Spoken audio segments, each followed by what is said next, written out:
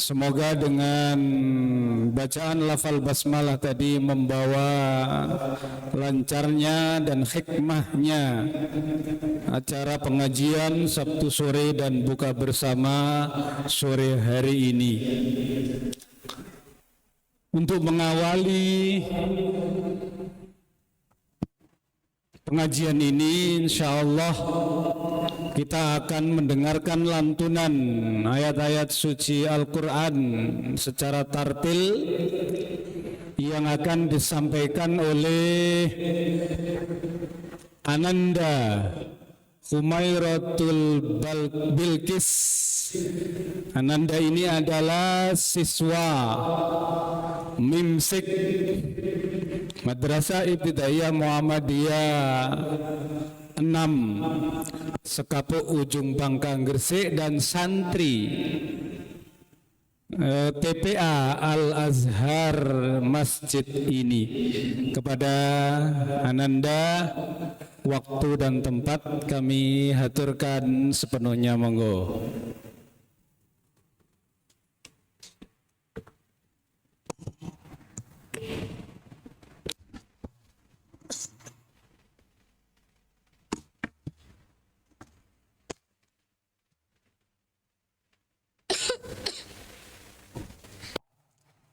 Assalamualaikum warahmatullahi wabarakatuh.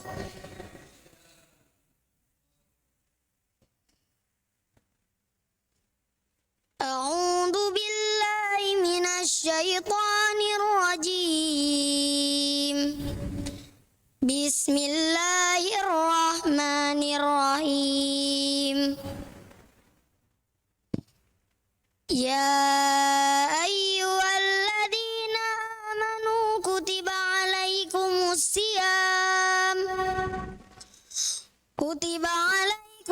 siyamu kama kutiba alal ladzina min qablikum la'allakum tattaqun. Ayyaman ma'dudat. Faman kana minkum maridan aw ala safarin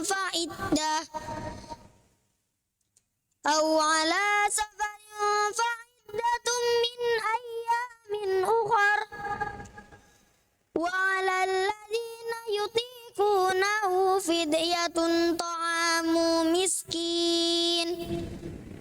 Faman tatawwa'a khairan fahuwa khairul lah wa an tasumu khairul lakum in kuntum ta'lamun.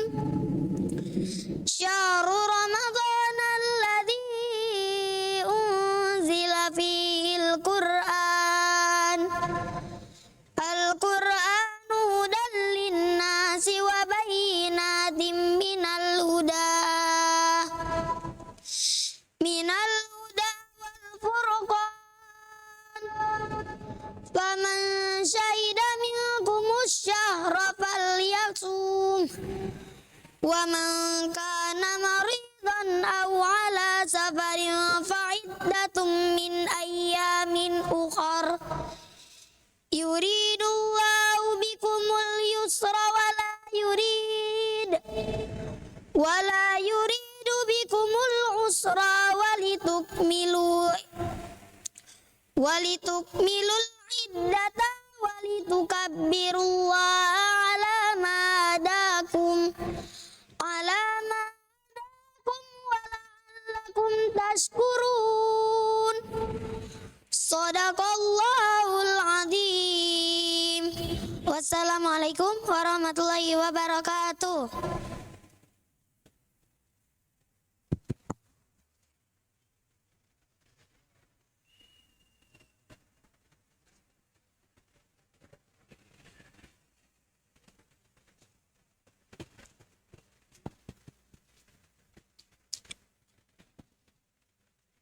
Demikian tadi lantunan ayat-ayat suci Al-Quran secara tartil yang disampaikan oleh Ananda Humairatu Bilqis, siswa Mimsik Madrasah Ibtidaiyah Muhammadiyah 6 Sekapuk Gresik. Mudah-mudahan dengan lantunan ayat-ayat suci Al-Quran tadi kita senantiasa mendapatkan rahmat dan barakah dari Allah Subhanahu wa Ta'ala. Selanjutnya kita menginjak acara inti yang akan disampaikan oleh Al-Ustadz Dr. Muhammad Arfan Muammar. Beliau adalah anggota PDM Kabupaten Gresik, pimpinan daerah Muhammadiyah Kabupaten Gresik, dan juga staf pengajar di Universitas Muhammadiyah Surabaya.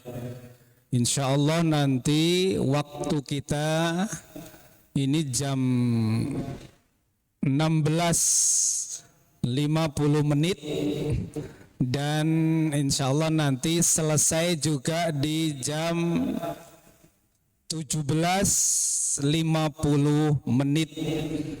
Jadi 1 jam ke depan, dan insya Allah nanti kita masuk waktu maghrib untuk berbuka bersama di jam 17.53. Dan nanti agar bisa ditutup dengan doa Ustadz kepada Dr. Muhammad Arfan Muammar. Waktu dan tempat kami haturkan sepenuhnya, monggo.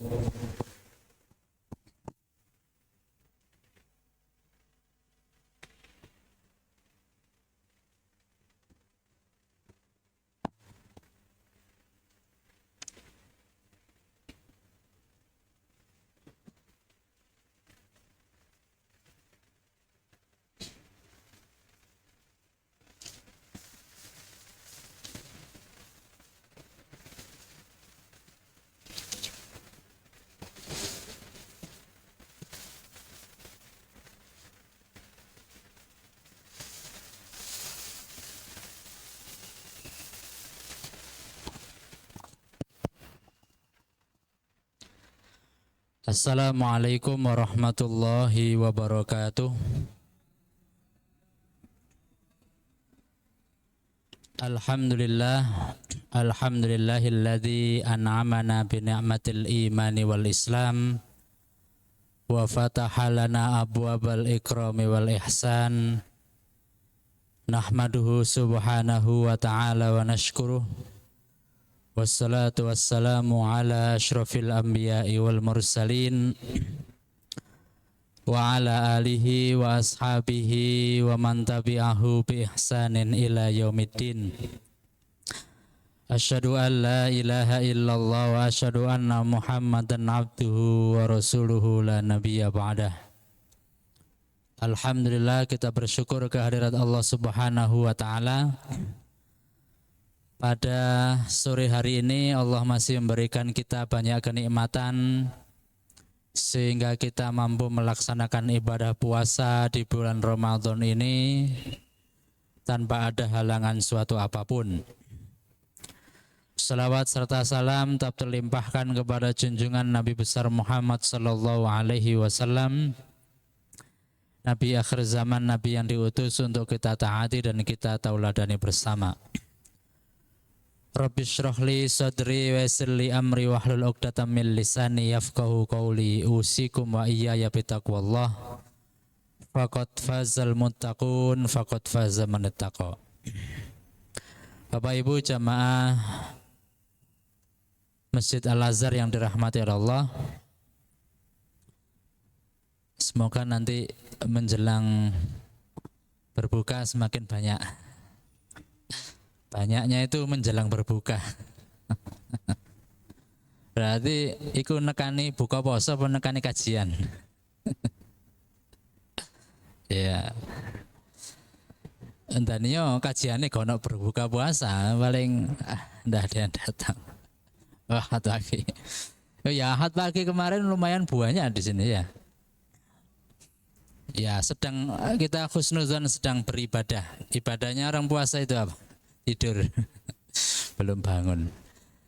Bapak Ibu yang dirahmati Allah, pada sore hari ini, kalau kemarin Ahad pagi beberapa waktu yang lalu saya mengkaji tentang konsep rizki dalam Al-Quran. Hari ini kita akan mengkaji tentang bagaimana Rasulullah berpuasa. Ada beberapa bahasan. Yang pertama, sifat Nabi ketika di bulan Ramadan, cara Rasulullah itu sahur. Rasulullah itu sahur itu yang dimakan itu apa? Cara Rasulullah menahan diri ketika puasa, cara Rasulullah berbuka puasa, dan Rasulullah tilawah Al-Quran bersama malaikat Jibril. Jadi Rasulullah itu rutin minimal 1 bulan Ramadan itu 1 kali khatam. Nah, baca Qurannya sama siapa? Sama malaikat Jibril. Nah, nanti akan kita bahas. Kenapa kita melihat puasanya Rasulullah? Karena dalam surah Al-Ahzab ayat 21 Allah berfirman, laqad kana lakum fi Rasulillahi uswatun hasanah liman kana yarjullaha wal yaumal akhir wa dzakarallaha katsira.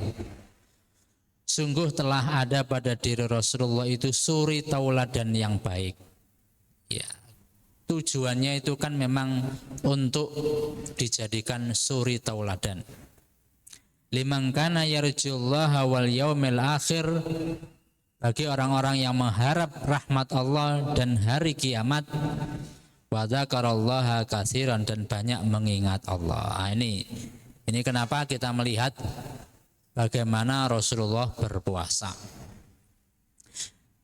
Yang kedua, kalau dalam sholat itu kan ada perintah sallu kama ra'aitumuni usalli, sholatlah sebagaimana engkau melihatku sholat. Nah, barusan saya memberi materi Baitul Arqam di mahasiswa. Nah, itu keluar kampus itu jam berapa tadi? Jam 3. Bayangan saya ki nutut apa ndak iki sampai sekapuk. Alhamdulillah kok nutut ya. Ya, mahasiswa itu kan ragam macamnya kan banyak ya. Yang kuliah di Muhammadiyah itu ada yang NU, ada yang Muhammadiyah, ada yang Persis dan seterusnya. Maka sholatnya itu ya macam-macam.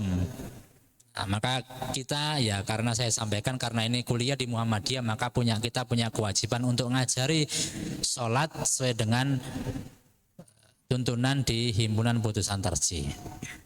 Salah satunya itu kan ini guyonannya. Kalau di Muhammadiyah itu enggak ada kalau mau sholat usolli fardhu dhuhri arba'a raka'atin. Nah, kalau ditanya itu dalilnya apa? Dalilnya ini, sallu kama ra'aitu muni usolli. Bukan sallu kama ra'aitu muni usolli, tapi sallu kama ra'aitu muni usolli ya. Muni usolli. Jangan coba cari hadis, jangankan yang sahih, yang dhaif pun insya Allah tidak akan ketemu bahwa kalau mau sholat itu redaksi niatnya itu harus seperti itu.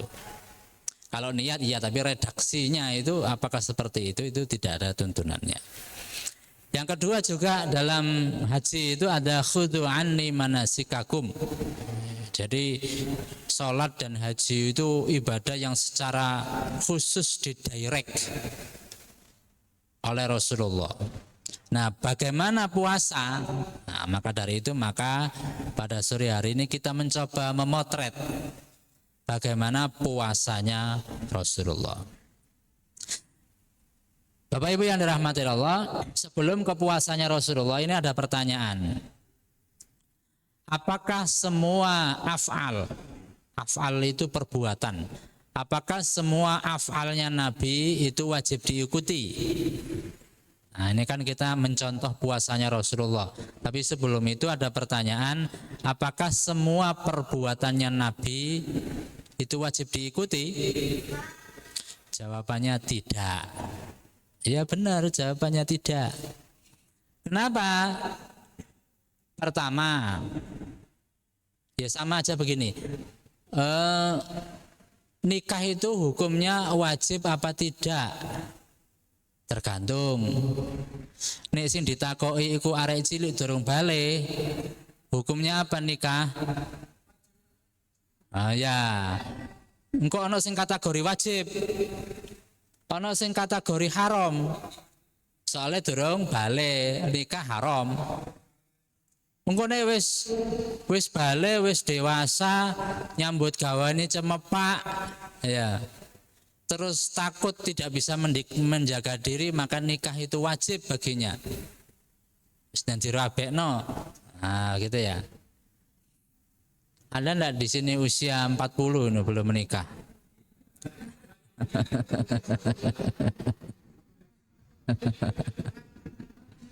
Ayo wajib kategori ini. Padahal enak ya gak gelem ya.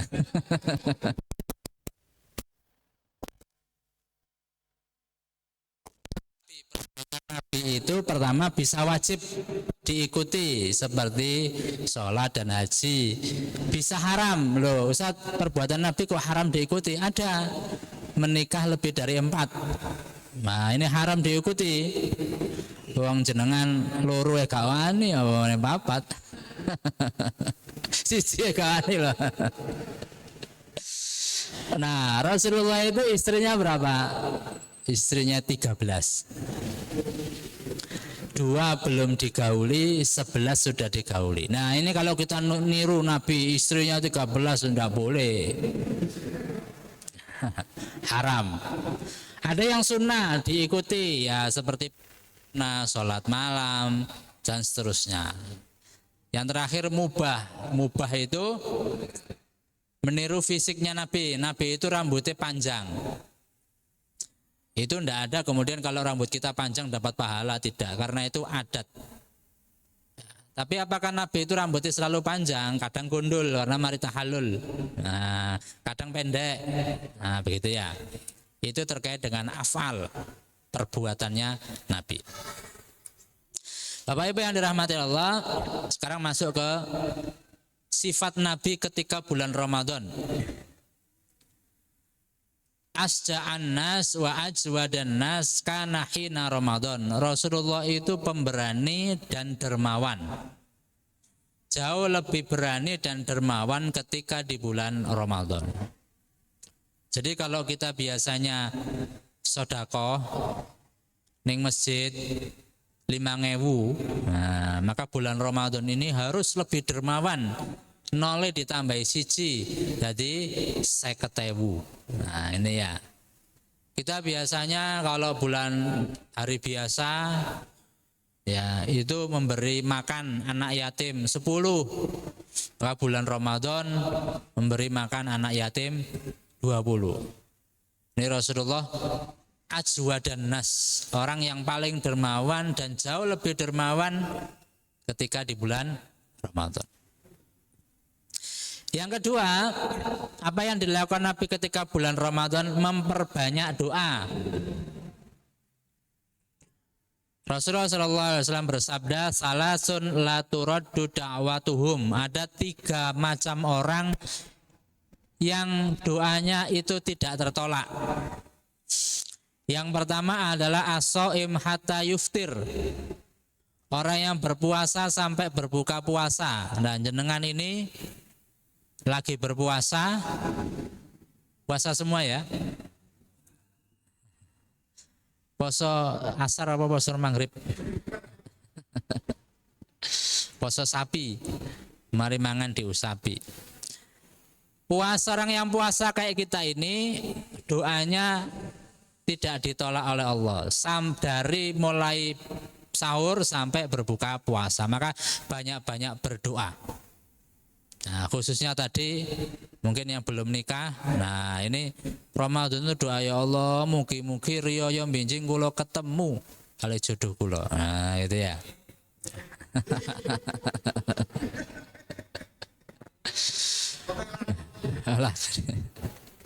hatta yuftir. Nah, mumpung belum berbuka puasa.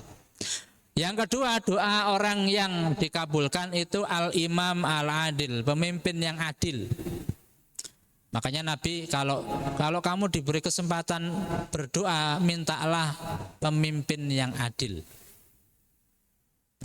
Dan yang ketiga, dakwatul mazlum, doanya orang yang terzolimi.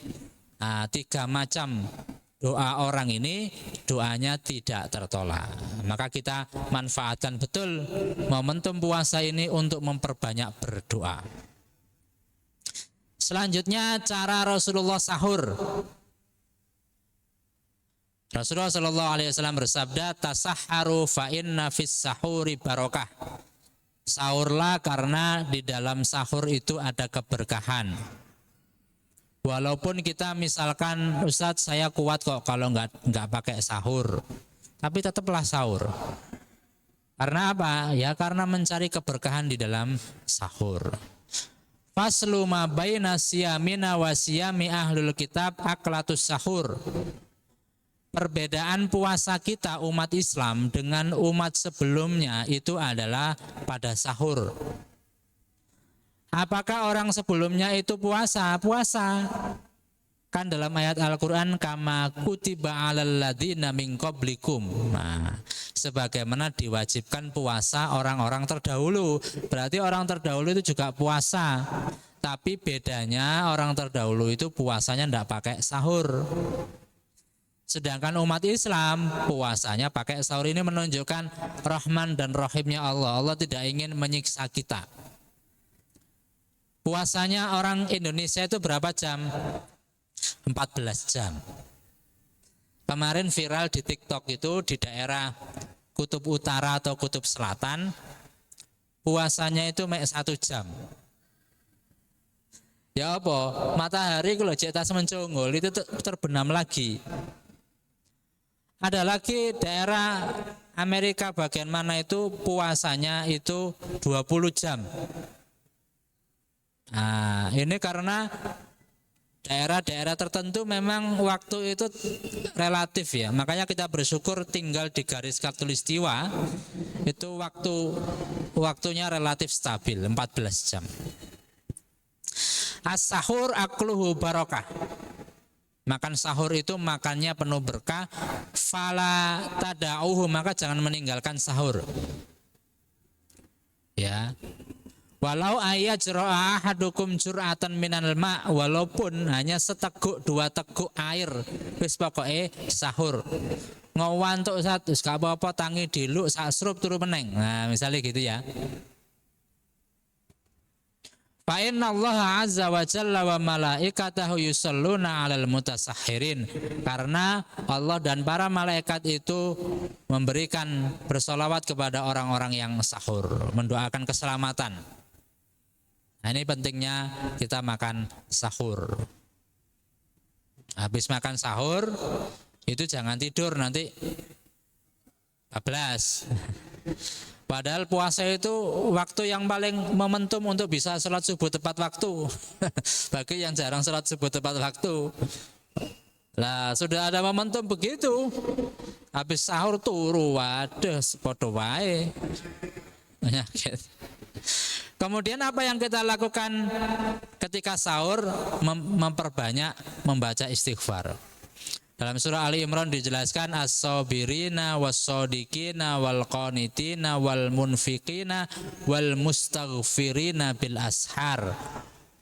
Orang-orang yang sabar, orang-orang yang benar, orang-orang yang taat, orang-orang yang menginfakkan hartanya, dan orang-orang yang memohon ampunan pada waktu sahur. Wal mustaghfirina bil ashar. Jadi dengan sahur itu ambek nang ati astagfirullahaladzim, kok kono iwak ya. Oh diwara dikongkon masak ket mau masak tangi 5 menit durunge adzan. Akhirnya mangan sego putih tok ambek wiritan astagfirullah. Timbangane murang-murang ambek bojone ya. Wiritane istighfar. Faqul tastaghfiru rabbakum innahu kana ghaffara. Maka aku berkata kepada mereka, mohonkanlah ampun kepada Tuhanmu, sungguh Dia Maha Pengampun. Nah, ini kemarin sudah saya ceritakan terkait dengan keutamaan minta ampun kepada Allah. Maka di dalam waktu Ramadan, minta ampun yang paling baik istighfar itu di waktu sahur. Yang kedua, ketika kita sudah sahur, maka kewajiban kita itu menahan diri. Apa yang harus kita tahan? Rasulullah bersabda, "Man lam yada qaulaz zur." Barang siapa yang tidak meninggalkan perkataan dusta, wal amal bihi dan mengamalkannya, wal jahli dan bersikap bodoh, falaisallahu hajatun fi ayyada'a ta'amahu wa syarabahu. Maka Allah tidak butuh terhadap sikapnya meninggalkan makan dan minum. Maka di dalam puasa ini as-sumtu hikmatun, lebih baik diam. Silent is golden. Diam itu adalah emas. Dijai ngomong menengai apa kok menengai ya, emas. Jadi silent is golden, diam itu adalah emas. Makanya jenengan engko nek ape riyaya dijaluki bojone jenengan kalung gelang emas, diem saja. Nah. Kan silent is golden. Nah, diam adalah emas. Iya. Wayahe pasar Bandeng ya iki wis kateria ya ayo nang Gresik tuku gelang, tuku emas. Menengai bojone. Lah apa sampeyan kok menengai? Silent is golden wes. Diam adalah emas. Asum tu hikmatun, maka kenapa diam? Karena bau mulut orang berpuasa itu ndak enak. Bener ndak bau mulut orang berpuasa itu ndak enak? Coba jenengan sebul wonten. Kira-kira ambu apa ndak? Abape. Secara medis ternyata kenapa bau mulut orang berpuasa itu ndak enak? Karena air liur kita ketika berpuasa itu produksinya berkurang. Kenapa air liur itu produksinya berkurang? Karena tidak ada makanan yang masuk ke mulut. Ternyata ketika ada makanan masuk ke mulut itu memproduksi air liur. Ya, supaya makanan itu kan cepat lebur ya, itu dikunyah plus ada air liur, ada zat asamnya sehingga makanan itu mudah ditelan gitu loh. Ketika tidak ada makanan masuk, maka mulut tidak memproduksi air liur. Sedangkan air liur itu sangat berfungsi untuk membunuh bakteri yang ada di mulut. Ketika air liur itu produksinya berkurang, maka bakterinya semakin cepat berkembang sehingga mulut orang berpuasa itu bau. Itu satu. Yang kedua, di dalam tubuh kita itu terjadi sejak jam 10-11 tadi sampai sekarang terjadi pembakaran lemak. Nah, pembakaran lemak itu mengakibatkan gas buang. Nah, gas buang itulah yang membuat mulut kita bau. Nah, itu kenapa secara medis mulut orang berpuasa itu bau. Tapi kata Allah bahwa bau mulut orang berpuasa itu nanti di akhirat lebih wangi dari minyak kasturi. Kenapa demikian? Karena Allah ingin memamerkan orang-orang yang biasa puasa di dunia nanti ketika di akhirat dengan bau minyak kasturi. Jadi orang-orang puasa itu kan amalan yang tidak kelihatan toh. Saya tidak tahu di sini siapa yang nggak puasa. Belum tentu yang nggak tidur itu nggak puasa dan belum tentu yang tidur itu puasa. Karena kullu amali ibni Adam lahu, setiap amalan ibnu Adam itu punya kita sendiri, punya Bani Adam. Illa siyam, kecuali puasa, wa ana ajzi bihi, dan saya memberikan pahala kepada sendiri yang memberi pahala kepada orang yang berpuasa. Ini menunjukkan bahwa puasa itu ibadah sir, ibadah rahasia. Maka Allah ingin mempertunjukkan di akhirat nanti orang-orang yang selalu menyembunyikan puasanya dengan bau mulut yang wangi gitu loh. Sopo iki cik wangi nih yo? Oh berarti awakmu biyen nek dunia seneng puasa. Maka orang-orang surga itu tanya, ya Allah siapa ini kok baunya wangi banget? Allah menyampaikan, oh itu adalah hamba-hambaku yang dulu di dunia gemar berpuasa. Dan surganya orang berpuasa itu namanya surga apa? Ar-Rayyan. Surga Ar-Rayyan itu hanya boleh dimasuki oleh orang yang suka berpuasa. Jadi setelah orang-orang puasa masuk, pintunya tertutup. Mohon maaf, pintu tertutup khusus untuk orang puasa. Nah, itu ya. Asum tu hikmatun wa qalilun fa'iluhu. Diam itu adalah hikmah dan sedikit orang yang mengerjakan. Kalau sekarang orang yang bukan lisan ya, tapi jari. Ya, tapi jari. Thomas L. Friedman itu pernah menulis buku judulnya Hot, Flat, and Crowded. Hot itu apa? Setiap informasi kita itu selalu aktual, selalu panas, dalam arti sekarang beritanya begini, besok bisa begini. Jadi selalu setiap detik, setiap menit itu beritanya aktual, itu hot. Flat itu semua aktivitas bisa kita lakukan di benda yang flat. Ini kan flat ya. Flat itu datar. Kita bisa melakukan segala hal hanya dengan benda yang flat ini.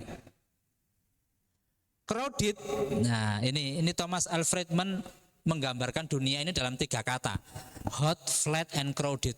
Crowded itu begini. Misalkan ini saya kirim WA ke istri saya. Terus WA-nya itu ketok muncul melaku, ini gitu ya. Terus bapak ibu-ibu ini kirim WA ke suaminya, jalan itu. Ada yang kirim email. Jadi seandainya data-data yang berseliweran di media sosial itu ditampakkan di depan kita, betapa crowdednya data, gitu loh.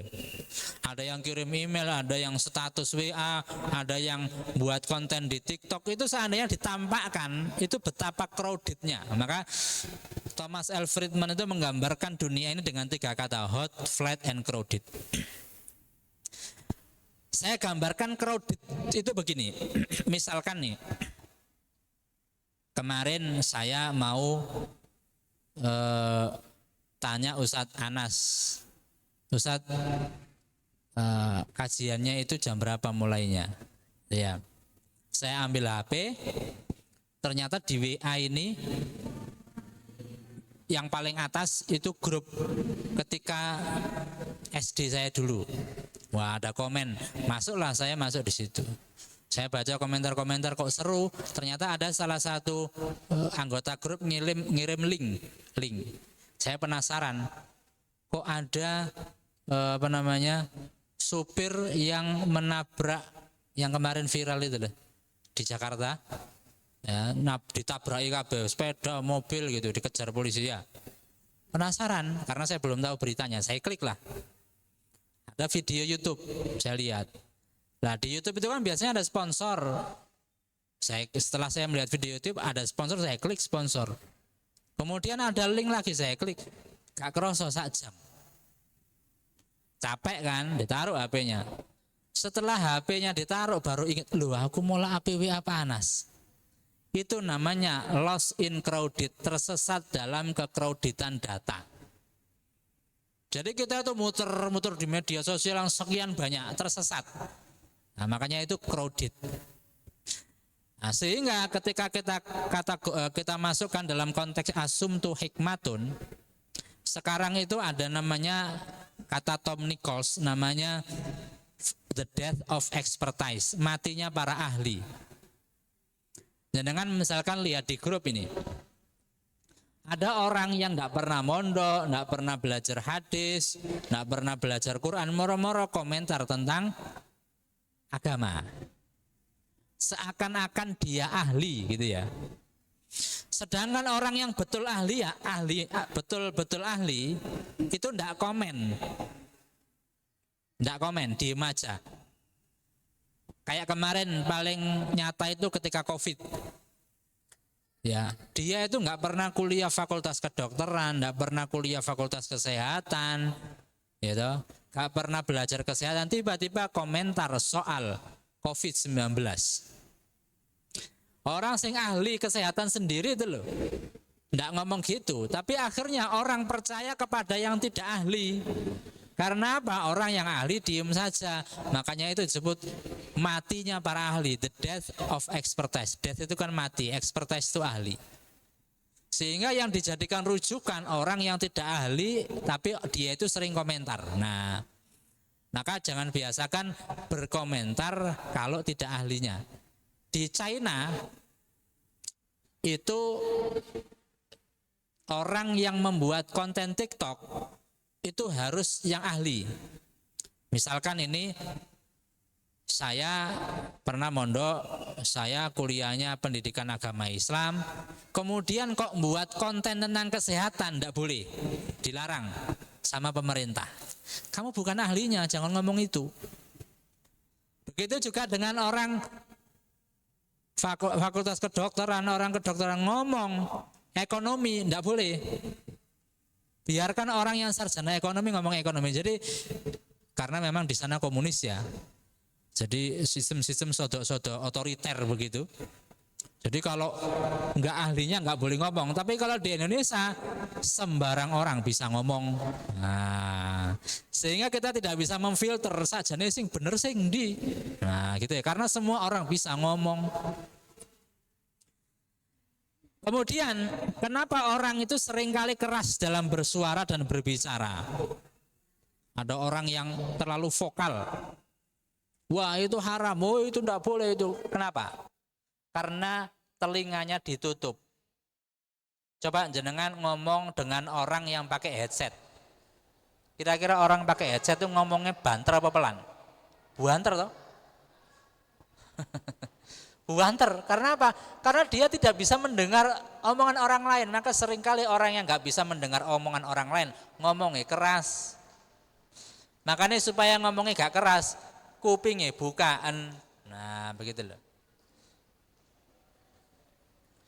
Maka di bulan puasa ini kita menahan diri untuk tidak ghibah, tidak ngomongin orang, ngomongin kejelekan orang. Ustadz saya lo gak ngomongin Ustadz, tapi ngetik di grup.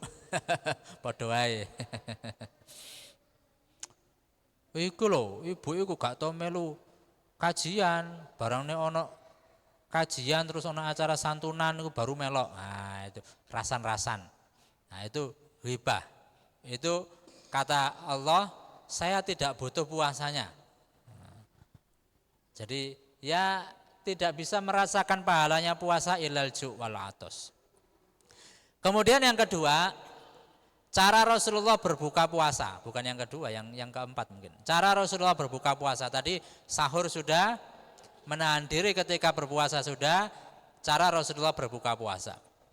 Rasulullah sangat sederhana dalam berbuka puasa, tidak pernah berlebihan, tidak pernah jor-joran. Kita itu kalau berbuka puasa itu kan koyok yok-yo gitu ya. Ono es itu macam telu, ono es teler, es teh, es campur, ngono ya. Gorengan macam papat. Mari ngono ono soto, ono kikil, wis pokoknya meja itu nek gak bek itu gak buka. Nah, itu namanya berlebihan. Rasulullah tidak begitu. Coba kita lihat. Karena Rasulullah yafturu ala rutobatin qabla an yusalli. Fa illam takun rutobatin fa ala tamaratin hassa hasawatin min ma. Rasulullah itu berbuka puasa cuma dengan kurma. Rutobat itu kurma.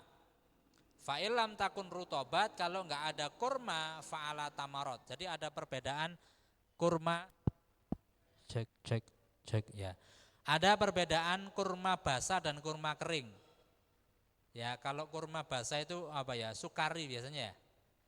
Kalau kurma kering itu ajwa itu juga kering ya. Ya ajwa.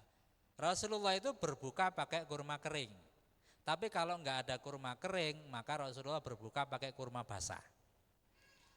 Kurma saja. Jadi idealnya memang takjil. Takjil itu kan berasal dari kata ajala, menyegerakan. Takjil itu aslinya jangan langsung makan nasi. makan, ya makan sing ringan-ringan, kurma atau buah atau apa, habis itu sholat, habis itu makan nasi. Kalau buka langsung makan nasi, biasanya maghribnya itu soto abot. Karena apa? Kuwareken. Nah, makanya iya. Karena itu yang ringan-ringan dulu. Summa utiya bitamrin fakana yakulhu wa yulkin nawa baina isba'aihi wa yajma'us sababa wal wusta. Rawahu Muslim. Nah, ini apa namanya? Rasulullah makan, kalau beliau makan kurma pakai 3 jari, karena ini hadisnya tentang kurma. Tapi kalau kita makan soto 3 jari, ya gak mari-mari.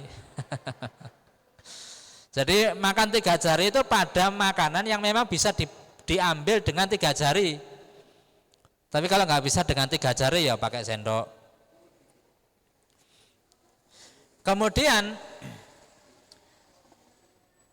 banyak berdoa menjelang berbuka puasa. Inna lis-shaim 'inda fitrihi da'watan la turad. Sungguhnya orang yang berpuasa ketika dia mau berbuka puasa, doanya tidak tertolak. Al hadis rawahu Ibnu Majah qala fi isnadin sahih wa du'a yakun qabla al-iftar wa ba'dahu li anna kalimata 'inda tashmalul halatain. Ada kata-kata inda. Inda ini ada yang menafsirkan sebelum iftar, ada yang setelah iftar pas. Kemudian membaca doa, doanya berbuka puasa itu apa? Doa berbuka puasa. Bismillahirrahmanirrahim. Nah, ada doa dhahabat dhama'u wa batallatil uruqu wa sabatal ajru insyaallah. Nah, setelah ngombe, dhahabat dhama'u itu kan telah pergi haus. Lah masa jenengan sebelum minum sudah dhahabat dhama'u, telah pergi haus. Durung ngombe kok sudah pergi haus. Wa batallatil uruqu, dan telah basah tenggorokan. Makanya ketika berbuka doanya ya bismillahirrahmanirrahim, baru setelah minum, setelah makan baru dhahabat dhama'u wa batallatil uruqu wa sabatal ajru. Telah ditetapkan ajru itu pahala insyaallah.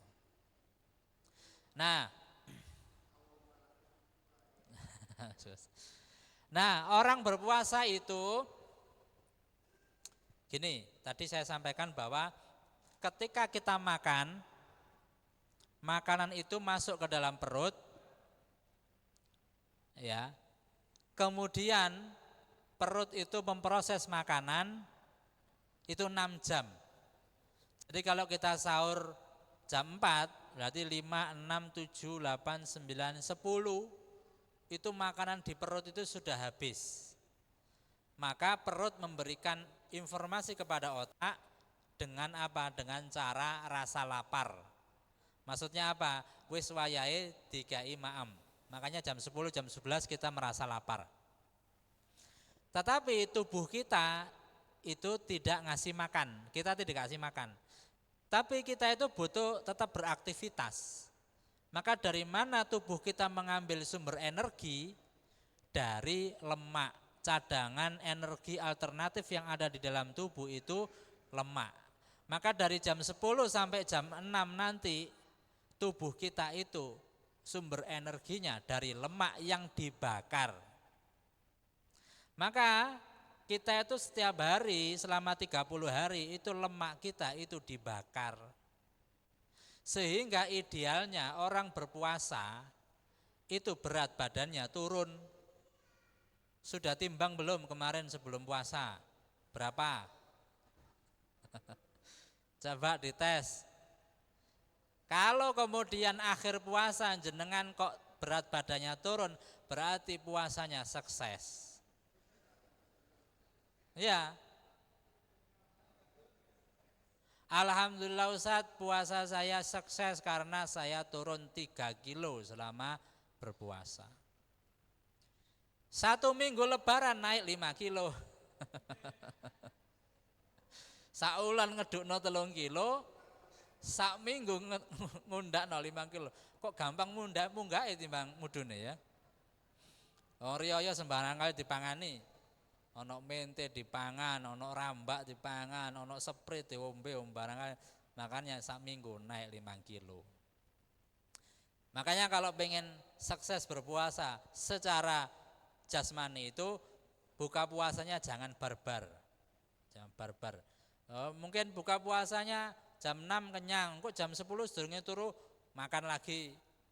Gantine makan siang jam 10. Nah, jadi puasa makannya tetap 3 kali, sahur, berbuka puasa sama sebelum tidur. Lah apa bedanya nek ngono sampai gak poso, makannya tetap 3 kali. Nah, jadi malam sebelum tidur ndak usah makan. Supaya nanti ini itu kurikulum yang diberikan oleh Allah, jadi jangan merusak. Allah itu sudah mendesain bahwasanya 1 tahun itu ada 1 bulan kita itu berpuasa. Bayangkan 11 bulan kita itu makan sembarang kalir. 1 bulan itu ditune up, bahasanya sama kalau bahasa otomotif itu ditune up, diresiki kabeh. Nah, jadi jangan merusak kurikulum yang sudah diberikan Allah itu. Sudah enak-enak digawe bulan Ramadan, ternyata dirusak dengan cara makan yang barbar tadi. Nah, ini untuk orang yang jarang berpuasa itu bersyukur ada bulan Ramadan. Coba seandainya nggak ada bulan Ramadan, kita nggak ada waktu bagi tubuh kita itu untuk men-tune up dirinya. Kemudian yang terakhir adalah Rasulullah membaca Al-Quran bersama malaikat Jibril selama di bulan Ramadan. Hadisnya an Ibni Abbas qala kana Rasulullah sallallahu alaihi wasallam ajwadan nas wa kana ajwadu ma yakunu fi Ramadan hina yalqahu Jibril. Nah, ketika Jibril itu membacakan Al-Quran kepada Rasulullah, wa kana yalqahu fi kulli lailatin min Ramadan. Rasulullah itu malaikat Jibril itu membacakan Al-Quran kepada Rasulullah di setiap malam di bulan Ramadan. Kenapa perlu dibacakan? Supaya bacaannya benar. Karena wahai Muhammad ini, karena dulu kan Al-Quran kan tidak ada harokat, tidak ada titik ya. Dulu itu Al-Quran tidak ada harokat, tidak ada titik. Harokat dan titik itu terjadi belakangan. Makanya ada istilah Rosmil Quran, Tadwinul Quran. Itu pemberian titik dan pemberian harokat dalam Quran. Wong kita membaca kitab gondol yang ada titiknya aja lo bingung, apalagi ini ndak ada titik, ndak ada harokat. Ya apa beda notak baksa. Makanya setelah itu ada namanya tadwin wa rosmil Quran, supaya apa, bacaannya tidak berbeda satu dengan yang lain. Kemudian malaikat Jibril membacakan yang benar itu seperti ini. Kemudian ayat-ayatnya itu diberitahu Muhammad. Surah pertama itu Al-Fatihah, mari ngono Al-Baqarah, mari ngono Ali Imran. Ayat ini ditaruh setelah ayat ini ditaruh sebelum ini. Makanya Al-Quran seperti yang kita baca sekarang itu urutannya mulai Fatihah, Al-Baqarah, Ali Imran itu adalah tauqifi. Tauqifi itu apa? Itu dari Allah langsung, bukan ijtihadnya bukan ijtihadnya Utsman. Makanya orang Syiah itu tidak mau menggunakan Al-Quran versi kita, Mushaf Utsmani itu. Karena apa? Karena orang Syiah itu menganggap bahwa itu adalah ijtihadnya Utsman. Orang Syiah itu kan ngefansnya sama Ali bin Abi Thalib saja, sama Abu Bakar, Umar, Utsman itu tidak suka. Jadi tidak suka dengan mereka, bahkan dengan Aisyah pun tidak suka, sukanya ya sama Ali. Nah, makanya di azannya itu tidak hanya Muhammad Rasulullah tapi Ali Rasulullah. Nah, begitu. Nah, makanya di sini fayudarisul Quran fala Rasulullah sallallahu alaihi wasallam ajwadu bil khair minar rihal mursalah. Setiap malam tadarus bersama malaikat Jibril. Nah, jenengan nek baca Quran sama malaikat Jibril ya wedi. Ya, tapi Rasulullah sudah terbiasa bersama malaikat Jibril. Nah, di sini kalau seandainya baca Al-Quran itu 1 bulan itu khatam, berarti kan 1 hari 1 juz.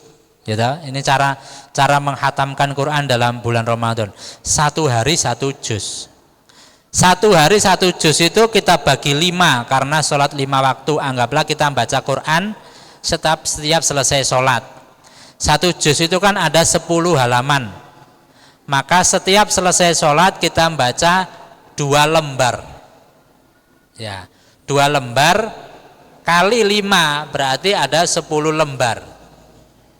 Nah, jadi pas 1 hari 1 juz. Ustadz, ternyata subuh tadi saya nggak baca 2 lembar. Oh, berarti zuhur duwe utang baca Quran 4 lembar. Ngono.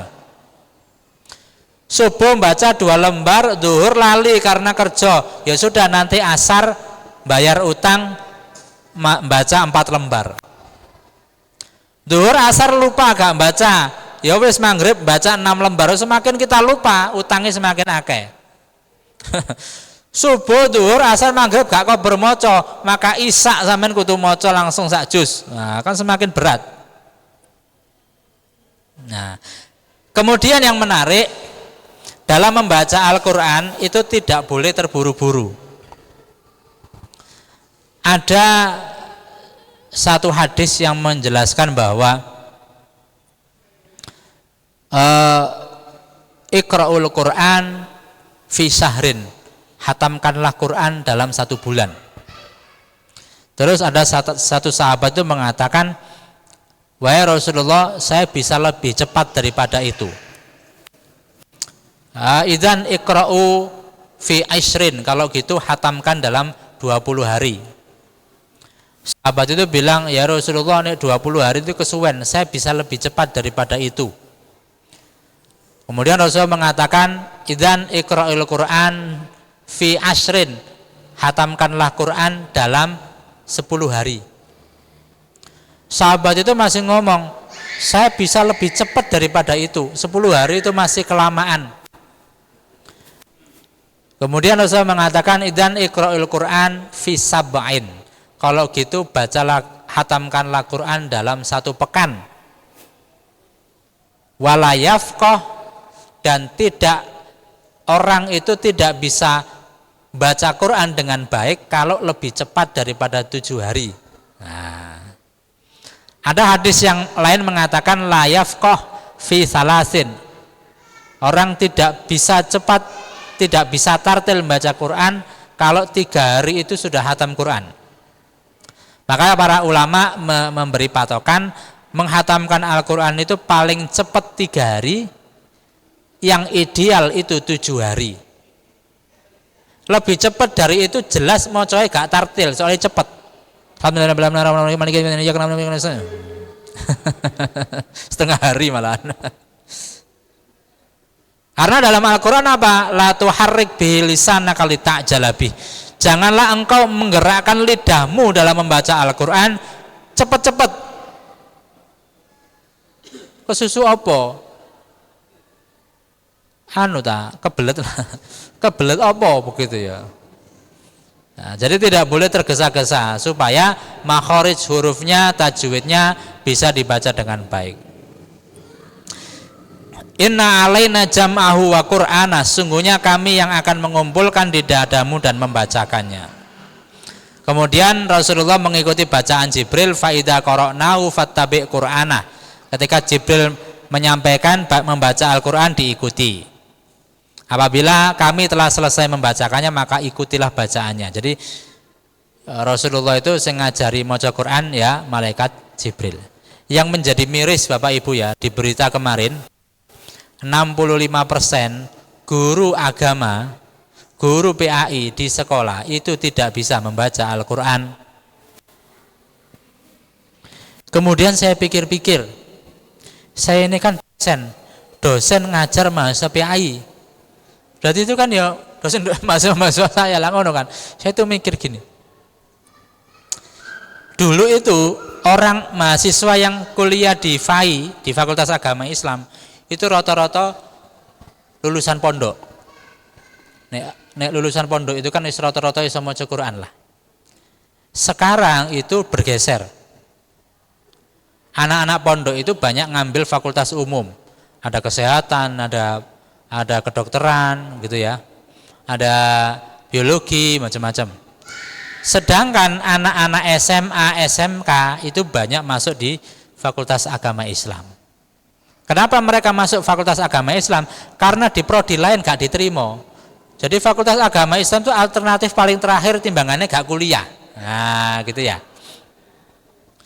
Akhirnya karena backgroundnya anak-anak PAI sekarang itu SMA dan SMK, mereka tidak banyak yang bisa membaca Al-Quran, tidak banyak. Maka idealnya ketika masuk kampus khususnya Fakultas Agama Islam, syarat tes masuk itu harus bisa membaca Quran. Karena apa? Sudah enggak saatnya nek wayahe kuliah ngajari maca Quran. Itu gak wayahe. Belajar Quran itu ya ketika SD, ketika SMP, ketika SMA. Nek kuliah itu belajar tafsirnya bagaimana, maknanya bagaimana, hukum fikihnya bagaimana. Lah sik ngajari mahasiswa maca Quran, ya wis gak maju-maju nanti. Nah sekarang perguruan tinggi swasta itu banyak yang nggak ngetes mahasiswanya, soalnya apa ya, butuh mahasiswa ya, wis mlebu wae. Pada akhirnya lulus PAI gak iso maca Quran, ya iso maca Quran gradul. Saya itu niteni gini, saya kan ngajar hadis tarbawi, saya suruh ngapalin itu hadis. Hadis pirang baris saya malas ngapalno. Saya dulu di pondok ngapalno Bulughul Maram biasa. Di LKC Mojokerto ngapal SMP SMA hafalan 300-400 hadis itu biasa. Maka jangan sambat. Ngapalno hadis siji aja. Ketika hafalan itu mereka gradul kan ketoro iki. Wah, iki koyane gak iso maca Quran. Saya suruh bacakan temenan gak iso maca Quran. Padahal nanti anak-anak kita itu kita pasrahkan agamanya kepada guru-guru seperti itu, bayangkan.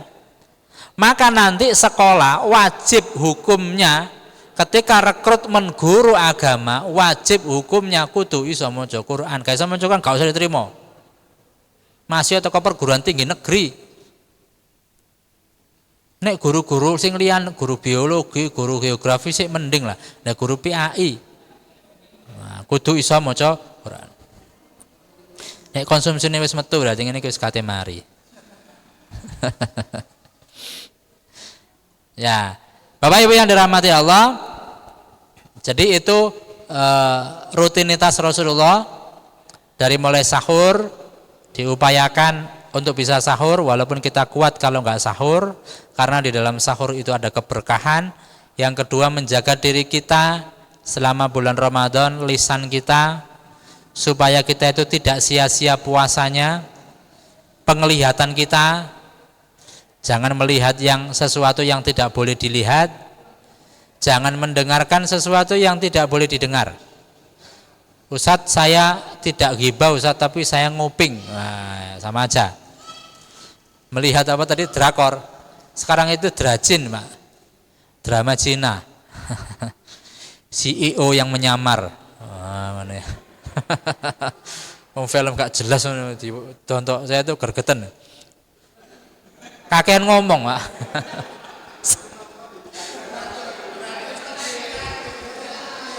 Jadi awalnya itu penasaran, Pak.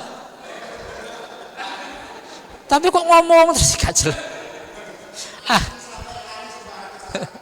Terajin. Aduh. CEO yang menyamar. Nah, ini jangan-jangan di sini ada CEO yang menyamar jadi jamaah. Padahal itu ceritanya kan sudah bisa kita tebak ya. Tapi kok gak iso? Iya, heran ya. Ya itu. Jadi menjaga pandangan, menjaga lisan, menjaga pendengaran. Kemudian ketika berbuka puasa, Rasulullah sederhana buka puasanya. Nah ini kan sederhana ini. Nggak usah dikasih nasi Pak ya. Sederhana. Nah ini kurma. Nasinya di dalam. Ya, kalau orang Indonesia itu tepat waktu hanya di dalam dua hal. Yang pertama dibuka puasa. Yang kedua dalam menerima gaji. Ya toh? Makanya iki mau kan sepi ya, saya iki wis rada rame. Namanya orang jam karet namanya ya. Orang Indonesia tepat waktu hanya dalam 2 hal tadi. Berbuka puasa dan dalam menerima gaji. Nah, itu berbuka puasa, kemudian ada namanya Qiyamul Ramadan. Qiyamul Ramadan kita laksanakan di setiap malam. Alhamdulillah setiap hari itu mengalami kemajuan ya. Qiyamul Ramadan kita. Yang awalnya 5 soft jadi 2 soft. Nah, kan kemajuan ya. Kemajuan. Enggak tanggal 29, tanggal 28, 27 softnya tinggal 1. Nah, pindah kemana? Pindah ke Icon Mall. Pindah ke Grass Mall.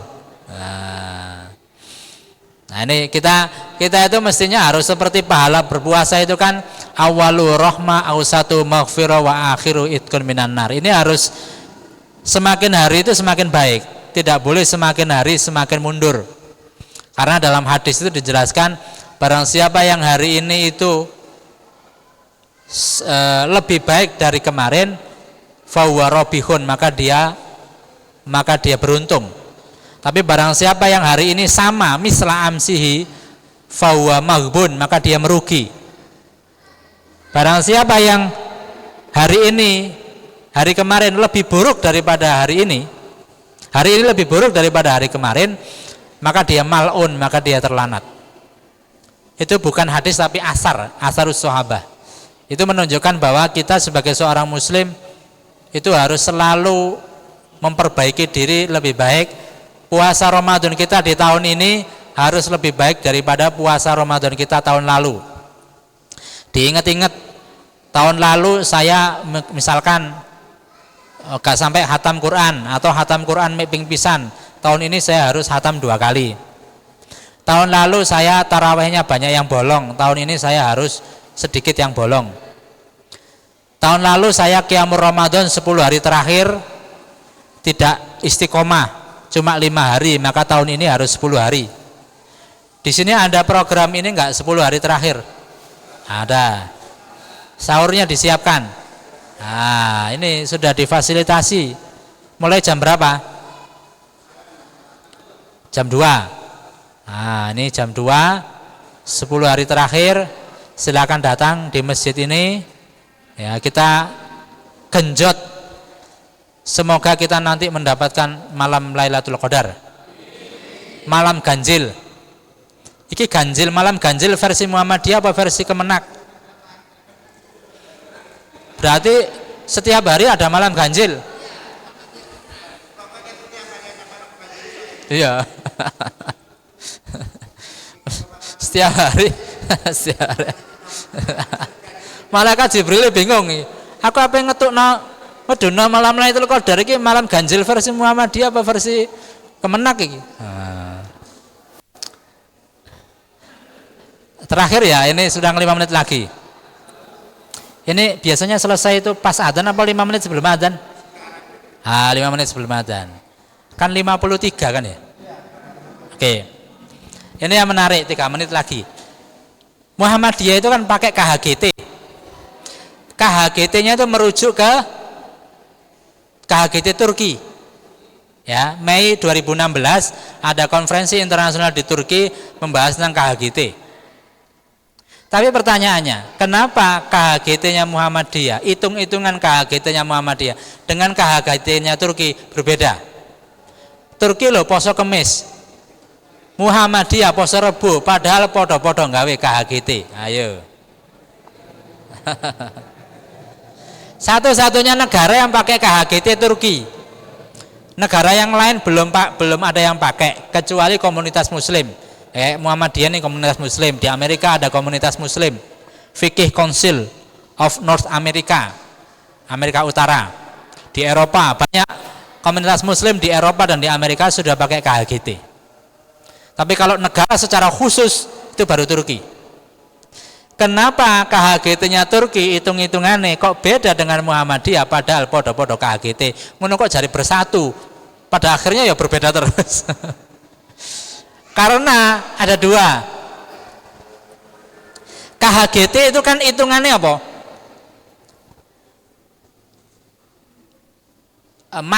Matlak itu tempat terbitnya. Jadi kalau kita lihat di kekeran itu ya, matahari itu harus terbit dulu baru bulan. Kalau bulan tenggelam dulu baru matahari, itu berarti masih di bawah ufuk.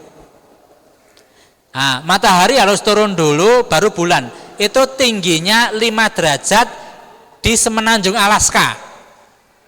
Ya, di Amerika paling timur, ujung timur Amerika itu tingginya bulan 5 derajat, elongansi 8 derajat. Itu Turki dan Muhammadiyah sepakat. Yang nggak sepakat adalah di semenanjung Alaska itu kan banyak pulau kecil, ya kayak pulau Seribu gitu ya. Muhammadiyah itu ngitungnya dari pulau yang paling pertama kali. Tapi Turki nggak ngakui pulau-pulau itu nggak masuk bagian daratan Amerika. Karena apa? Karena penduduknya sedikit. Maka ngitungnya harus dari daratan Amerika yang besar, bukan dari pulau kecil.